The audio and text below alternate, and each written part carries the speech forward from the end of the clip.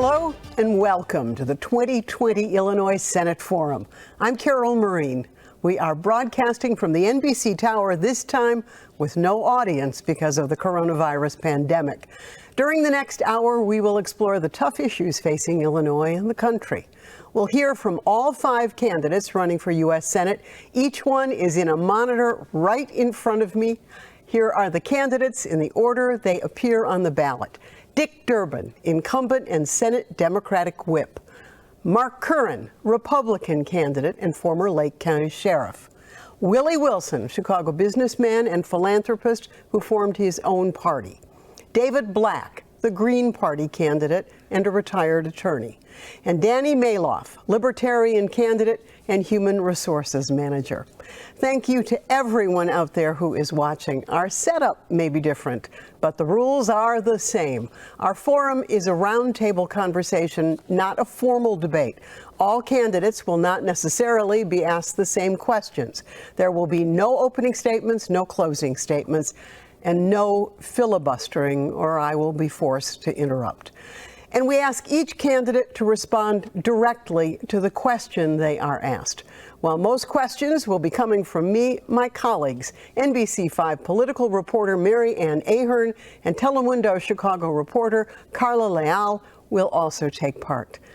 Mr. Wilson, you announced on Thursday that you tested negative after a bout of coronavirus. Do you approve of how President Trump has handled this pandemic? No, I think it's been handled the wrong way. I think that when it first came out, people were saying you don't have to wear a face mask. All right? As it got going, then they said that they had to have face masks. The problem was there was a shortage of face masks in the United States. I think it should have been handled differently. I also think that people should wear face masks. I give it away 27 million. In the whole state, that people who couldn't afford them. Senator Dick Durbin didn't give away any. He's United States Senate, so he's unprepared. Well, let's switch to Mr. Durbin. Mr. Durbin, as you go about the state, when you see someone without a mask, do you say, please put one on? I've done that. And unfortunately, there are parts of our state that are more cooperative in this effort than others. But keep in mind, Carol, what we learned yesterday. We had 4,942 new cases of COVID-19 infection and 44 deaths. That's the highest number in the state of Illinois since the beginning of this pandemic. We are facing a very serious moment. I'm afraid that Washington has not provided the leadership which Illinois and America needs. Just compare the fact of what our death rate is in America compared to other countries. We have 4.5% of the world's population in the United States and 20% of the COVID-19 deaths in the world. Our death rate in America is 2.5 times the death rate per capita of the nation of Canada. We just don't have the leadership we need at this point. And that's why I'm supporting Joe Biden for president. Thank you, Mr. Durbin. Mr. Curran, you were at a Trump rally in Janesville last weekend that drew several thousand. It's estimated about half of those attending didn't wear a mask. Did you? Yes, I had a mask. Do you believe that there should be a national mask mandate?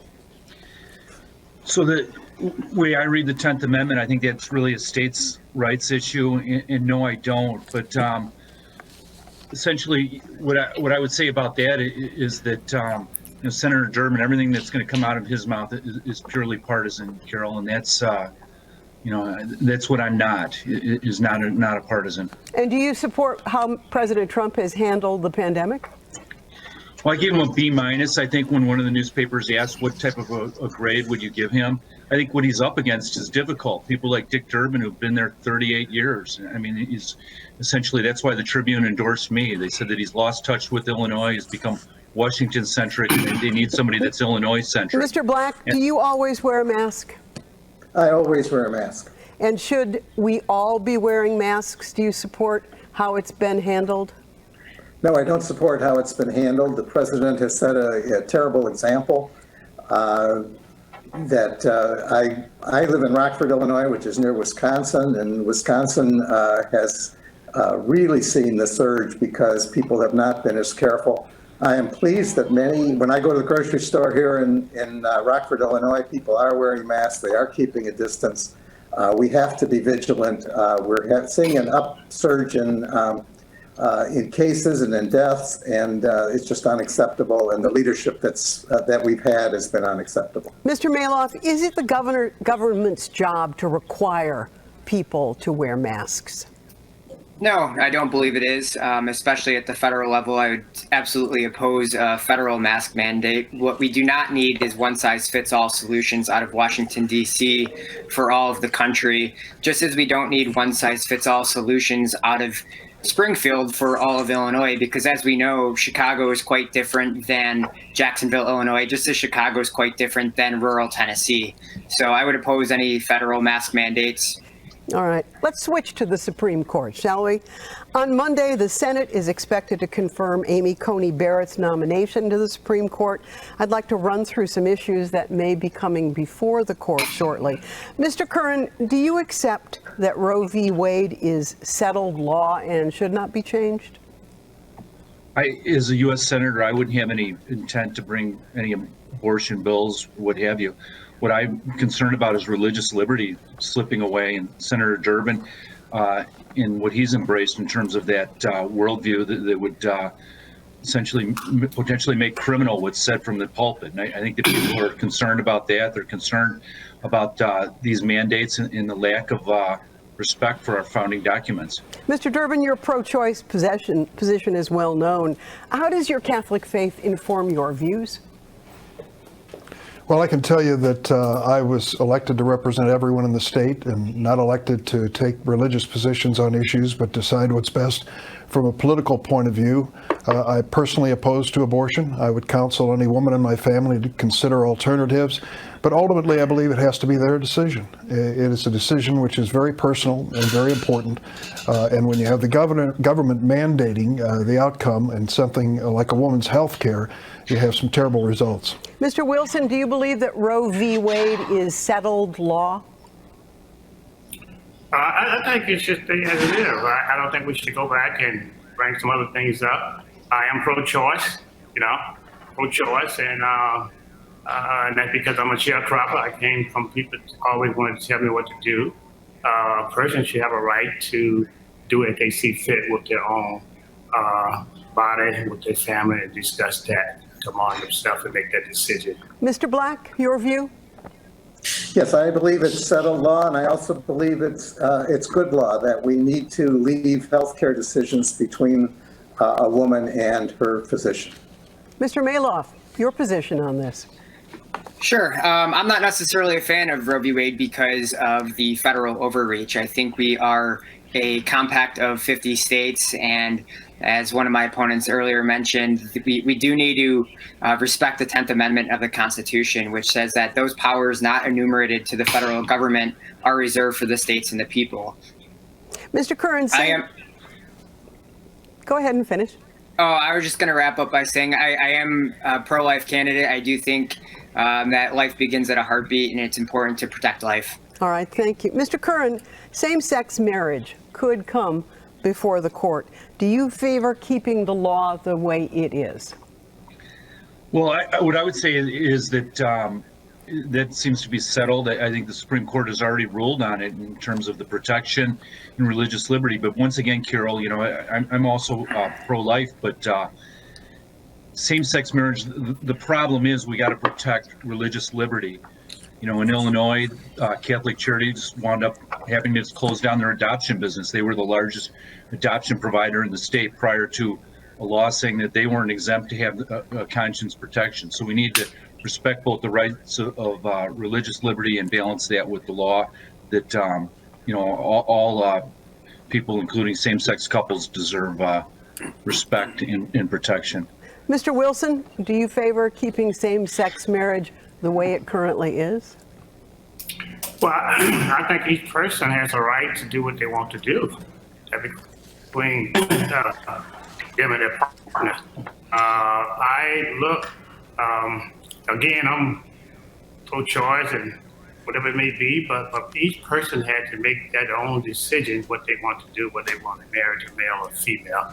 I'm not here trying to rechange the laws. I'm here more concerned about people being able to put food on their table and have health care and jobs and economic development, things of that nature, and health care. Mr. Durbin, do you see the court changing the approach to same-sex marriage? Well, I'm very concerned about that. We just had two of our Supreme Court justices announce within the last 2 weeks, Thomas and Alito, that they thought that we should revisit Obergefell, the decision which allowed marriage equality.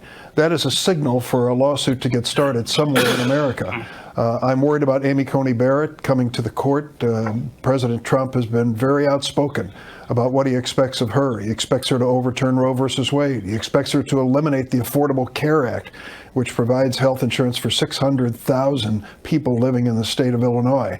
And he certainly wants her on board. He said publicly he wants her on board if there's going to be an election contest. So I worry about where she may take the court, and apparently she has in Alito and Thomas people who are looking to overturn Obergefell. Let's look at health care, shall we? Can I see a show of hands from the five of you in these monitors? And can you tell us whether you believe that pre-existing conditions need to still be part of a national health plan? You raise your hand if that's a yes. So all of you. Mr. Maloff, you do not. No, well, first off, I don't think we need a national health plan. I think that's why healthcare is so unaffordable and why the healthcare system is so broken in the first place. What we need to do is we need to get the federal government out of health insurance, just like we need to get the federal government out of higher education.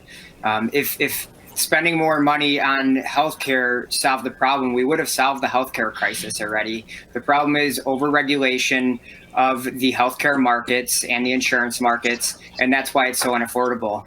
Mr. Durbin, if the Affordable Health Care Act is reversed or repealed, where will 1 million Illinoisans get their health care in the interim? I have no idea, and neither do they. The Republicans have been opposed to Obamacare for 10 years since it was first passed. It's one of the most important votes I cast. It ended up with half of the people who were uninsured in Illinois finally got insurance, some for the first time in their lives. All across America, 23 million people count on the Affordable Care Act for their health insurance. And this notion that in a state with over 12 million people, 6 million have pre-existing conditions, that we aren't going to provide them protection, to me, is nothing short of criminal. Everyone in America should have access to affordable, quality health care protection through insurance. Mr. Curran, do you have any idea what the president's plan is in the interim if the Affordable Care Act is taken away? Well, what I would say, Carol, is that I would argue that that Medicaid needs to be expanded. There's about 9% that are at or near the poverty level that don't qualify for Medicaid. So, you know, that's a must, and we need to make sure that they're taken care of and pre-existing conditions are protected. That was the problem with the Republican plan. Do you think that Mr. Trump endorses that? Because there's been a real search for his plan. Right. So I think he's waiting for Congress. The problem is we have people like Dick Durbin. When I hear him talk, Carol, I think he needs to get a job.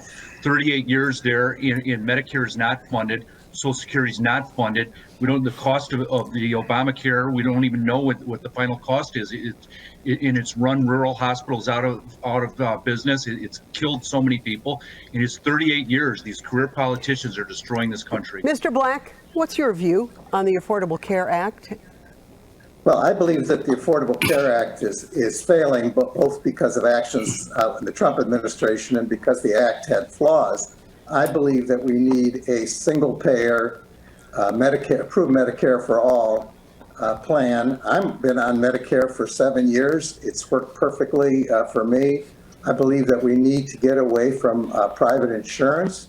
Most people who get their insurance, if they aren't on Obamacare, get it through their employers, and with people being laid off because of the pandemic, they're losing their insurance.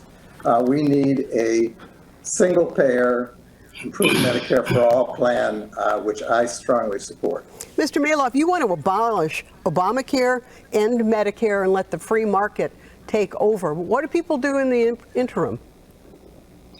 Well, if we reduce government regulations on healthcare, they purchase healthcare in a free market. What we need to ask ourselves is, again, what if they're poor?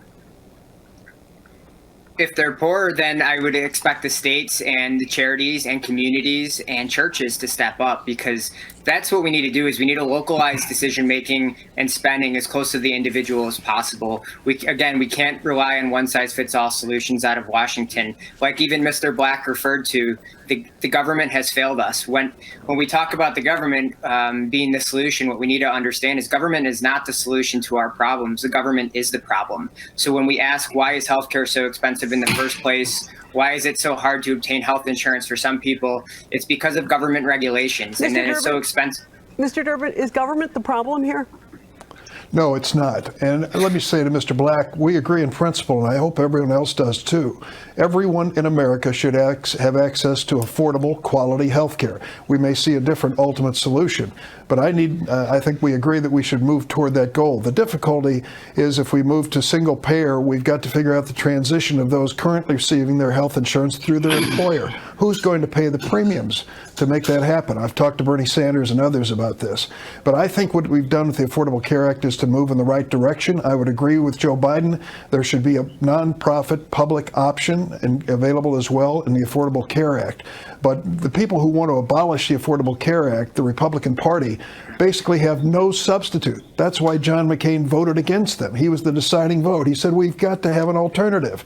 10 years later, they have no alternative. Mr. Curran, is Mr. Durbin correct that the Republicans have not announced a real alternative to the Affordable Care Act? He's correct that there was the problem that they didn't have a bill when they were going to repeal Obamacare, and that people were going to be left in a predicament with the pre-existing conditions. So I would agree with him on that. But Carol, once again, it gets back to that divisive career politicians. I know you won't agree with him on anything else but that. Okay, let's switch. Let's bring in my NBC5 colleague, Mary Ann Ahern. Mary Ann? Carol, my question is to all of them. Does Chicago deserve a federal bailout for its budget? What do you think Chicago deserves, more or less federal funds, especially during this pandemic? Mr. Wilson, let's start with you. Well, I think that right now, since this COVID-19 is out, they need all the help they can possibly get. The problem that I see in terms of with the bailout thing is that politicians like Dick Durbin has a lobbying company and getting rich off the taxpayer dollars. That should stop. The other problem is that people like Dick Durbin, there is $134 billion last year spent on illegal immigrants coming into the United States. If they can find the money there, surely they can find the money for the citizens of the state of Illinois. So I'm one that I think the politicians is the problem. They set themselves up, but they don't have nobody to investigate them themselves. Mr. Durbin. Of course, I want the federal government to come through with another bill like the CARES Act, and I want to make sure it includes state and local government assistance. Here's the fact of the matter. In Illinois, Governor Pritzker tells us about the lost revenue, and we know that. Our economy has contracted. People have lost their jobs. Restaurants and shops have closed. There's less sales tax coming into our state, as an example. And the same thing's true in the city of Chicago.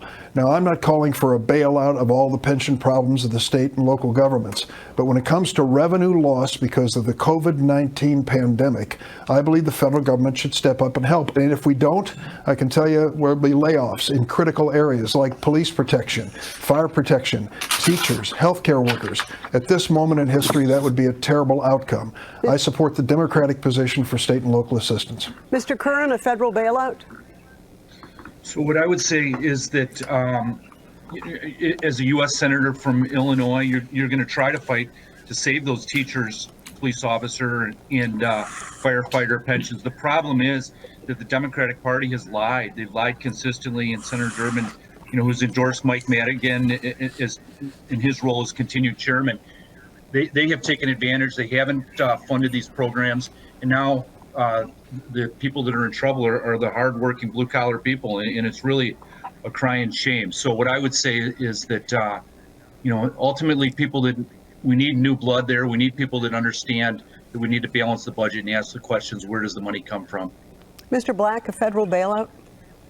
Well, I think the term bailout is not the right term. We need another stimulus bill. It has to include aid for not only Chicago, which was the question, but all of our cities, all of our local governments, and our states.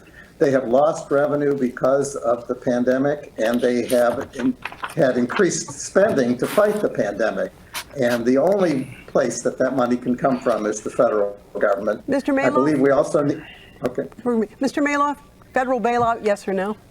No, I would oppose a federal bailout, just as I opposed the $2.3 trillion spending and bailout bill that was passed just a few months ago. The problem is we can't afford it. This country is $27 trillion in debt, and we need to ask ourselves, what about future generations of Americans? The problem with these bailouts and the stimulus, not only are they wasteful and fraudulent and they bail out big banks and corporations, but we need to ask, how are we going to pay for it? We can only pay for it through additional taxation or borrowing that money and printing it through the Federal Reserve. Thank you. That's going to damage poor and middle class as well as future generations. We need to remove all lockdowns. Thank you, Mr. Maloff. Yep. Thank you. Let's turn to our partner from Telemundo, Carla Leal, for a question. Carla? Thank you, Carol. Under the Trump administration, proposed fees to apply for citizenship have risen from $640 to $1,170. Even though the hike was blocked by a federal judge, do you support the administration's push to increase immigration fees? Let's start with you, Mr. Curran. Increase immigration fees? Correct. Is that the question? Yes. Even though the fee was yeah. blocked. Yes, Mr. Curran. Right. So, no, not necessarily. I mean, the immigration problem is a mess. I think that we do need to maintain border security, but by the same token, we need to address the people that have been here for a long time. I was vice chairman of the Archdiocese Commission on Immigration. I have a long history and record of working with immigrant communities, but one thing that I support is a wall, and I support border security. And we need to assimilate as Americans, and we've kind of lost that. Senator Durbin is against the wall. He's been against essentially real Let's stay border on security. immigration fees. Mr. Durbin, where are you on raising immigration fees? Behind my desk in Washington is my mother's naturalization certificate. She became a citizen of the United States in the 1930s. Her fee for naturalization was $2.50. She kept the receipt. I have it with her naturalization certificate. She said she wanted to have it in case the government ever checked to make sure she paid it. And now look at it, at $1,000. It has nothing to do with the actual cost of processing naturalization. It is really another effort to slow down the options for people who legally have a right to apply to become citizens. Why would we make it harder? Many of these people have been here for years, are good, hard workers, have families that really support our communities and churches. Let's stand behind them instead of making it more difficult for them to join us as part of America. Mr. Wilson, what about you on Carla's question? Well, and I stand on this right here. We supported Dick Durbin, Senator Durbin, that is, supported immigration of $134 billion a year. And his home city, East St. Louis, Illinois, is the poorest in the country. You got people right here losing their homes and things of that nature. He haven't stepped up and did nothing about it. I think that where we got conflicts in government, people in politics are serving, taking money. But Mr. Wilson, the question is about raising immigration fees. Are you in favor of that or not? No, the question is immigration fee. We got to take care of our citizens first at home. You know, the ones who don't have face mask, don't have health care, losing their job, the people who don't have anything. I believe in taking care of home first. Okay, thank you, Mr. Wilson. Mr. Curran, President Trump says he really doesn't know anything about QAnon. As a former member of law enforcement, do you? QAnon, I haven't bought into it. And so, you know, I agree that there are some conspiracies for which there's not enough credible evidence to really subscribe to them at this point in time. So, the FBI calls them a terrorist group, a domestic terror threat. Shouldn't the commander-in-chief know about them? Well, I think he does. I mean, Carol, he's once again, he's balancing so much out there, and obviously these groups morph, you know, and Antifa and all the other terrorist groups they're tangible, they move, they change, and he's on top of it. And you can see that just based on, we've had 3 years of domestic safety. But And I'm just I think he recalling recognizes. recalling what he said in a debate where he said he didn't really know about it. Mr. Wilson, Rod Blagojevich went to prison for attempting to sell Barack Obama's Senate seat. Now you are seeking a U.S. Senate seat from Illinois, and you welcomed his endorsement. Shouldn't we find that ironic? Well, first of all, I believe he got a raw deal, number one. All right? If he went to prison, I think it was the total raw deal. Again, I have to point back this to here. Dick Durbin made millions of dollars and lobbying his wife and lobbying company. They need to take and arrest him and investigate him. We're really talking about Rod I hear what you're Blagojevich's saying. endorsement. I hear what you're saying. I'm just pointing this thing out. I hear what you're saying, All too. right? Thank you, Okay, Mr. Wilson. Mr. Well, Durbin. give me an answer, you know?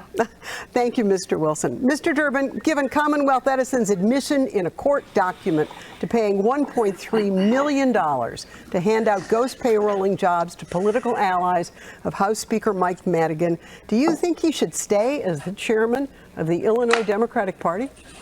Carol, there's been a $200 million fine imposed, so this is clearly a serious matter.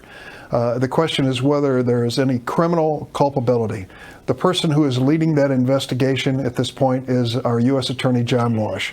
It was my opportunity and honor to choose him to be the U.S. Attorney at the suggestion of the Trump White House. It was a bipartisan decision. I think he's a professional. But I told him when he got the job that I wasn't going to push him one way or the other. But this is really a political question, not a legal one. The political question is, this is the leader of the Illinois Democratic Party. Shouldn't leaders of the Democratic Party question whether he should stay at that helm? I think they should, but even Mike Madigan is entitled to a presumption of innocence. Let's wait and see. If he is charged with a crime, that is a serious matter, and I would consider at that moment that he should step aside as party chair, and then the members of the Illinois House should decide whether or not he should continue on as Speaker. But yes, if he is charged, it is a very serious matter. We're broadcasting from the NBC Tower. Our candidates are joining us remotely, and Carla Leal of Telemundo continues with our questions. Carla? Carol, this second question is for everyone. Do you support the Justice in Policing Act? And what actions, if any, should Congress take to address police brutality nationwide? Mr. Durbin, let's start with you. Yes, I'm a co-sponsor of that legislation introduced by Kamala Harris and Cory Booker. I was the third person on that bill, and I think it's the right move. Now listen, the vast majority of people in law enforcement, I believe, are principled, they are humane, and they're doing it for the right reason. But in their ranks are those who are not. They should not be wearing a badge or carrying a gun. We've seen what can happen in the extreme with George Floyd and other cases. And let me just say that passing that bill is going to take new leadership in the White House. The president has said he's opposed to it. I think he's wrong. I think we should move forward and pass that bill as quickly as possible. Mr. Curran, your view on that act? So I think that the bulk of what's going on in terms of law enforcement is a few bad actors that need to be reined in, need to be held accountable. But training for law enforcement has never been higher. And, there's a lot that I've written more on this subject than essentially anyone, Carol. You can see that the big problem when you look at Chicago is that Lori Lightfoot has all these uniformed officers in front of her house. They're not on the south side. They're not keeping people safe. Senator Durbin has not spoken out with regards to any of this. He hasn't spoken out with regards to the riots. The Justice and Policing Act is something you would not support? Not in its entirety, no. Is there ever a place or a time when a chokehold, Mr. Curran, is appropriate? No, absolutely not. Mr. Black, is a chokehold ever appropriate? No, and I not only support the present act that's proposed, but I think we have to go farther. We have to literally reinvent the police. We are asking the police to do things like provide mental health services and to be social workers in domestic violence situations. We need to rethink policing. We are not solving crime by putting more police on the street. Mr. I Maloff? would also like to could I take a second to answer the previous question, which I didn't get a chance to answer we're on gonna immigration fees? We have to move On on. immigration I'm sorry. fees? We really have Okay. to move on. Mr. Maloff, is a chokehold ever appropriate? No, it's not, and we do need criminal justice reform. We need a fix, and what I can tell you is that the Republicans and Democrats have failed us in doing that. In Congress right now, both in the House and the Senate, we have bills that address criminal justice reform. The Unqualified Immunity Act, introduced by Justin Amash, Libertarian out of Michigan, and the Justice for Breonna Taylor Act out of Rand Paul in the Senate out of Kentucky. And what we've seen is neither Mitch McConnell nor Nancy Pelosi have called these bills to vote.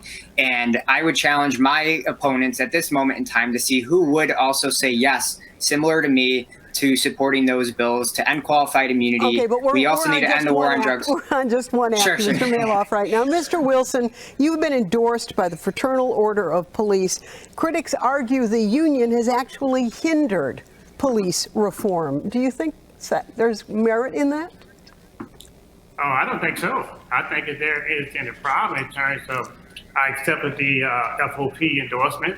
I also believe that the person who really criminal justice reform, who made this bill, 94 bill, put hundreds of thousands of black people in jail, destroy families, is Dick Durbin.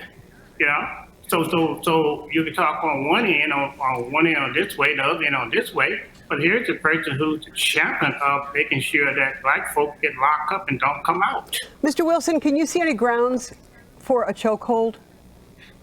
No, that should not even exist. It definitely should not exist.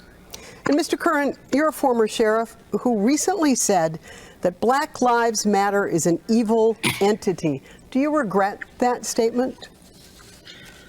So, Carol, Black Lives Matter is essentially a Marxist organization. They've had the two of the three founders were avowed Marxists. Black Lives Matter has stood for defunding the police. I have a lot of support in the black community. And Mr. Wilson and I, Dr. Wilson and I, were on the West Side last night at an NAACP debate. And I'll tell you this much, Carol. You know, there is no black support for Senator Durbin, and that's essentially because of the fact that he has done nothing for the black community for all these years. So Black Lives Matter, I don't support. My former jail chief was the head of the NAACP. I've supported blacks. I support a lot of black causes. I've given money to the historically black colleges All right, thank you. colleges Thank and you. universities, but not Black Lives Matter. Mr. Durbin, Mr. Curran has claimed over time that no one's really talking about the other side of this, Antifa, or condemning it. Your position on that? Mr. Curran subscribes to virtually every crackpot conspiracy theory that comes down the road. At the Daily Herald interview for their endorsement, the issue of climate change came up, and we talked about the fires in Northern California. And you know what he said? I think Antifa is responsible for them. It's laughable that he would say that. And now to suggest that Marxists have created the Black Lives Matter movement and it's some evil thing, he ought to go out and meet some of the people who are marching, who are asking that we finally, in our time, start reducing the racism that exists in this country. It's something each generation should take very seriously. And as far as I'm concerned, there are those who take it to the extreme. I will never condone violence or vandalism, ever. And those people who do it should be held responsible under the law. But in terms of bringing more justice to our system of law enforcement, how can you watch 8 minutes and 46 seconds of George Floyd dying on that street in Minneapolis and not feel like we ought to step up and do something as a nation? Thank you, Mr. Durbin. Carol, Let's- can I respond? Go ahead, please. Thank you. So he calls Tim Scott's bill a token bill. Senator Durbin has been a far left partisan, and essentially that's the problem, Carol. That you asked him about Mike Madigan. The Tribune endorsed me in saying that I was not a partisan. That I've said that Mitch McConnell in his 36 years is way too long. I've talked about the Republican leaders in the Illinois General Assembly that have been there too long. Senator Durbin is a swamp creature. That's the problem with people that are there forever. And you asked him about, Mike Madigan, no response. far partisan, protect our own, Thank- what have you. And that's the problem. I was a county, state, and federal prosecutor. I know about keeping people safe. I had other Got it. jobs. Thank Senator you, Mr. Durbin is Curran. not. We're going to switch to Thank you. climate Thank change. you. Everyone here on this stage in these monitors believes that climate change is real, though you do disagree on whether it's man-made or it's natural. So let's focus really on a smaller question that may shine a little light on where you stand on the environment. Should disposable products like plastic cups and plates and utensils that contain less than 50% biodegradable material be banned? Mr. Black? Yes, the short answer is yes. We're in an environmental crisis. It's mostly caused by our overconsumption, and we can take steps that would help alleviate that situation. Mr. Maloff? No, I don't believe those types of products should be banned, especially at the federal level. It's not. I care about the environment. That's why I don't want the federal government involved in it. It takes individual responsibility, so I think people on their own could certainly choose to not use those specific products. I think that's a good step in the right direction. Mr. Wilson, should they be banned?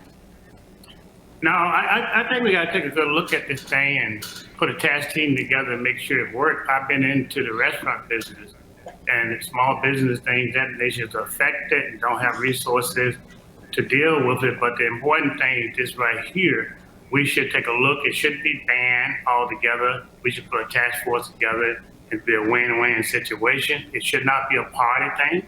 It should be to go to the people. Let's work these things out together and get it done. Mr. Curran, ban it or not?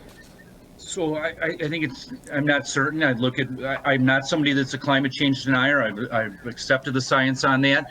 But by the same token, we need to balance out the costs. We need to see what the true effect on the environment is. Senator Durbin's never missed a paycheck. He has no idea what anything costs. He's going to say yes, of course, do whatever, because that's never something that's balanced into his answer for any of these questions. Mr. Durbin? I don't think Antifa is the answer to this question, Mr. Curran. I think the answer is we ought to do what's reasonable to reduce the plastic waste in this country and this world. It is now inundating the oceans and the waterways. It's creating real serious problems. Carol, I'd be open to this conversation. I don't know if 50% is the right number or not. But when you take a look at the current recycling programs, which so many Americans participate in, it turns out there's no economics behind it. Only the aluminum that's collected can be recycled with any kind of profitability. So we need to reach a point where recycling makes sense and the reduction of waste makes sense. And I think that's part of dealing with climate change honestly, a concept which this president ignores and rejects. Thank you, Senator. So this has all been so serious so far, and I realize that. So let's just do a few quick hits, kind of what we'd like to call fun facts, just for a little break in the action, since you all either are a U.S. Senator or want to be a U.S. Senator from Illinois. Do you mind raising your hands if you happen to know the state song? Mr. Durbin, what is it? By thy rivers gently flowing, Illinois, Illinois. And I can't go any further with it. All right, and thank you for not singing it. It was developed in the 1983 Columbian Exposition, for those of you who are curious. Do you mind raising your hand if you know the state bird? Is it I think, Go ahead, Mr. Curran. is it a cardinal? Yes, it is. It is the northern cardinal, a very specific kind of cardinal. The number of states that border Illinois, anybody know how many of them there are? Mr. Curran again. So there's 5 and almost 6 with the waterway, right? There's Wisconsin, Indiana, Kentucky, Missouri, and Iowa. All right. The state flower, anyone? Not even you, Mr. Durbin, from the state. Yes? I'm gonna guess marigold because Everett Dirksen made so much noise about it. Well, he didn't make enough because it's the blue violet. The common man. blue violet. Should And remember finally, and I know somebody is going to get this, maybe all of you. What is the official state snack? Popcorn. Popcorn. Corn, of course. It's Illinois. Right. Thank you very much. That was a wonderful exercise. Let's go back now to Mary Ann Ahern. Mary Ann. Thank you, Carol. Senator Durbin, Should you win, will you commit to serving your entire 6-year term and put to rest any talk that you might be ready to retire and have the Democrats appoint someone to fill your seat until a special election? I would not have announced for a re-election with that in mind. It is a long ordeal, and it's tough on family and friends. God willing, I will serve my term. I have no other ambition than to serve and be a good senator. Mr. Curran, you favor term limits. What about the argument that we need to have, Mr. Curran? Sorry. You favor term limits. What about the argument that we need people who have institutional Okay, knowledge? sorry, back on. Okay. Don't we need people who have institutional knowledge, and term limits works against that notion? Is that a question for me, Carol? Yes, it is. I lost volume for something. So, no, Carol, we don't. Senator Durbin, as Dr. Wilson's pointed out for a long time, his wife's been a lobbyist. You know, the general Illinoisan gets lost in the equation. They don't go to represent us. They go to represent the special interests, the biggest corporations in America. Citizens get killed in the process. I've spoken about the dangers of that. The lobbyists are comfortable with that. The PACs are comfortable with that. But the citizen is what gets killed. And that's why the legislation that's written is written in the favor of the wealthiest people, the biggest corporations, and the middle class, and the small businesses are getting killed in America. I am totally against term limits. I've said that Mitch McConnell has served too long. I've said that both leaders of the Illinois General Assembly on the Republican side have served too long. Thank you. Mr. Maloff, do you believe in term limits? Yeah, I do. Historically, I was adverse to term limits because we have the opportunity to vote out people every 2 years for House and every 6 years for Senate. But you had asked what about institutional knowledge, and I think what good is institutional knowledge if they don't uphold their oath of office to support and defend the Constitution of the United States? What we've seen with people like Dick Durbin, Nancy Pelosi, Mitch McConnell, and Lindsey Graham, for example, is they're not representing the American people anymore. They're representing special interests, lobbyists, big banks, and corporations. Dick Durbin has a long history, 38 years, of supporting bailouts for big banks and big corporations. We're just on term limits right now. Mr. Black, do you believe in term limits? I don't believe in term limits, but I don't believe that it's because we should have institutional memory. I believe it's because we should have democracy. If people want to continue to elect someone, I think that's their democratic right to do so, and that there shouldn't be term limits. Mr. Durbin, let's turn the question around for you a bit. You've been in Washington and a member of Congress or the Senate since 1983. How long is too long? That decision is made by the voters, and that's the way it should be. For some people, 2 years is too long, and for others, 20 years is not long enough. The voters should make that decision. Carol, it just boils down to this. There comes a point where you have to decide whether experience and performance on a job should merit a person being chosen. And that's the choice the voters will face November 3rd in this race. Mr. Wilson, if you're elected, will you only serve 2 terms, or do you believe that a person should go beyond that? I believe in term limits. I believe 38 years is enough. If you ain't got things done in 38 years, what's 6 more years going to do? I also believe that people should not be owned by lobbyists like Senator Dick Durbin is. He's owned by lobbyists. He cannot make a decision on his own unless he go with the party. He is a person that make a former president of the United States, President Obama, to come out and say he's for prison reform and things of that nature, and his integrity. He's a person that makes people become modern-day sharecroppers. Thank you, Mr. Wilson. Let's talk about Lake Michigan.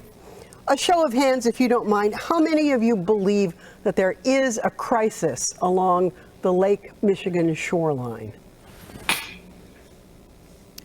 3 of you. 4 of you, Mr. Wilson. Not you, Mr. Maloff. Mr. Durbin, pardon me?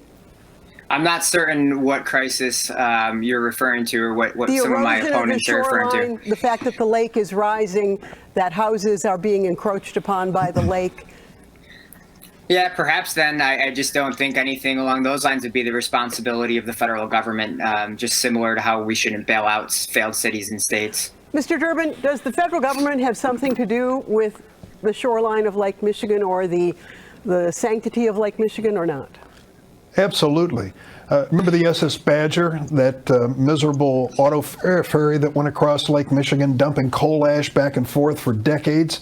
I pushed the U.S. EPA, along with the environmental groups, to put an end to that miserable, dirtiest boat on the entire Great Lakes system. We need a Great Lakes Restoration Act started under President Obama, which we've been fighting to keep alive under President Trump. And I will also tell you that when it comes to the Asian carp, we have been successful, fingers crossed, that we can continue to keep it out of Lake Michigan. It would be devastating. Yes, we have a federal responsibility, and climate change is part of the answer. We cannot ignore that the rising waters in these lakes has something to do with the fact that we're dealing with extreme weather and flooding. Mr. Black, do you have a... Where in the federal government, or where in the federal constitution is the federal government enumerated the power to... Mr. Maloff, just hang on a second, okay? Let's just have one moderator for a minute. Mr. Black, do you have a policy with regard to the shoreline of Lake Michigan? Yes, I do, and I support federal intervention to protect our lakes, all of our lakes, and also to keep the Asian carp out. I have a brother-in-law who has a place on Lake Michigan, and he keeps having to move his stairs back farther and farther, and I believe it is due mostly to climate change. The lake has gone up and down over the years, but it is much, much too high, and if we don't take action to fight climate change, we're going to be in a real crisis. Mr. Maloff, quickly, do you have something to say about that? Sure, yeah. My only question is, where in the United States Constitution is the federal government enumerated the power to address the lakeshore in Chicago? Unfortunately, we are all running for U.S. Senate. It's a federal position, and we need to consider what does and does not the Constitution permit. Mr. Curran, do you think the federal government doesn't provide in the Constitution for oversight of the lake? Yes. So the federal government has powers under the Commerce Clause for Lake Michigan that goes beyond just the state of Illinois. But I see the Asian carp jumping around in the Waukegan Harbor. Illinoisans rely on Lake Michigan for their drinking water. There is a problem there. The problem is also that Senator Durbin, because he's such a far left partisan and won't work with the other side, as the Chicago Tribune said in endorsing me. I'm very glad you brought that up, bipartisanship, because that's exactly where I was going next. Okay. Mr. Durbin, if you believe in working across the aisle, can you name one major Republican measure that you would endorse, sign on to, sponsor? Comprehensive immigration reform. There were 8 of us, 4 Democrats, 4 Republicans, John McCain, Lindsey Graham. We put the bill on the floor and passed it with 67 votes. The criminal justice bill, which President Trump is bragging about every chance he gets, was my bill, which I co-sponsored with Chuck Grassley, the Republican of Iowa. I could go through a long, long list. When it comes to the DREAM Act, Lindsey Graham is a co-sponsor of the DREAM Act. You can't get things done in the Senate unless it's bipartisan, and I've done that throughout my career. Mr. Curran, can you name one major Democratic measure that you would sign on to as a sponsor? Well, when you say major Democratic measure, I mean, Any I'm piece not of a partisan. legislation. So obviously I would be in favor of criminal justice reform. I'd be in favor of immigration reform just because we need to secure the borders. We need to protect who's coming here. We need to solve this crisis, and these people shouldn't live in limbo where nobody knows who they are. So you see that there's a Democratic measure like that you are supporting? You know, once again, Carol, because I'm not an extreme partisan, No, I don't see the world through that lens. Reaching across the aisle, I'm just curious But about. sure, I would. All right. Finally, let's talk about your levels of optimism, if we can, and where you are as you look at this country, as you look at our future. Can you give me 30 seconds, Mr. Maloff, on your level of optimism or pessimism? Sure. I mean, I'm certainly optimistic about the future of our country. We have great people in this country, and there's no doubt about that. I am pessimistic about how the federal government continues to grow beyond the size and scope originally intended. And what I'm trying to get across in this campaign is to help people understand that nearly all of the problems we face today are a direct result of the federal government being way too big, putting special interests over the Constitution, engaging in endless war overseas, the bailouts and crony capitalism. We now have the most imprisoned country in the world and a $27 trillion national debt. These big government problems require libertarian solutions. Mr. Black, Are you an optimist, sir, or are you a pessimist or something in between?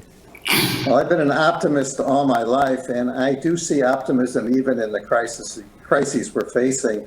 I see young people being involved in the environmental movement. I see that the Black Lives Matter movement, which I support strongly, is mostly youth-led. I believe that we do have a future in this country and that it will be based on our youth.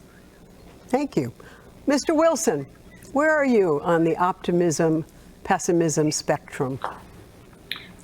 Well, I believe we should lower taxes to keep businesses in the state of Illinois versus going to Indiana and other places. I think you got to lower your taxes in order to keep business here, keep people with homes and things of that nature, and create jobs and things of that nature as well. I do support Black Lives Matter, but I also support reparation for people who cannot afford to live in an area and have jobs and for training. I support reparation as well. And so I look forward for surveys in the United States Senate. But last on this whole situation, we need a law in place, and I'm serious about this one. Does that mean you're optimistic about all these things happening or not? Just out of curiosity. It's just tough time. You got COVID-19. We got to get in there and fight it out. But we got to make sure we keep the conflict of interest out and focus on what the people want us to do, but without filling our pocketbook. All right, thank you. Mr. Curran, what about you? Mixed. So I have 3 boys, and I look at them and I get optimistic. But by the same token, I see the numbers that socialism is growing in popularity. And I think a lot of that has to do with 1% having more wealth than the bottom 90%. Senator Durbin has presided over all these American jobs getting shipped overseas, voting for NAFTA, voting for tax breaks for the Chinese, and ultimately that's destructive. I also look at liberty under attack when we have this governor who could care less where you're from. He wants to lock down businesses, and are they going to be able to come back? I'm going to tell you, Illinois is in for a world of hurt next year, and we need somebody that speaks truth. That's me, not somebody who's 38 years been there and wants to stay there till he's 82. Give me a break. Mr. Durbin, what about you with optimism and pessimism? Carol, I think about Abraham Lincoln's second inaugural address. The Civil War was still raging, and he stood before the American people and said, "With malice toward none and charity for all," and then called on binding the nation's wounds. You know, with the right leadership, this great nation can step up and challenge everything, and we have successfully. We can't exploit the divisions among Americans, can't exploit the issues of fear and hate. We've got to celebrate our diversity and really count on it to get through our crises. And we have one right now, the worst public health crisis in more than a century, and people having lost their jobs. But I saw back in March when 96-0 we passed in the Senate what's known as the CARES Act, a bipartisan effort to respond to this crisis. We need to rekindle that kind of hope again, and I believe we can do it with the right leadership in the White House. You know what I'm optimistic about? The fact that we could carry off this Zoom conversation in a time of plague with all 5 of you and have a thoughtful and civil conversation. So my optimism right now tonight is very high. Our time is up, and we want to thank all of you, all the candidates for joining us in this forum. Thank all of you for watching. You can always join our conversation on the NBC Chicago app. The election, as you probably know, is November 3rd, so get out and vote if you have not done so already. Our thanks from Marianne Ahern, Carla Leal, and all of us at NBC5 News and Telemundo Chicago. I'm Carol Marin, NBC5 News.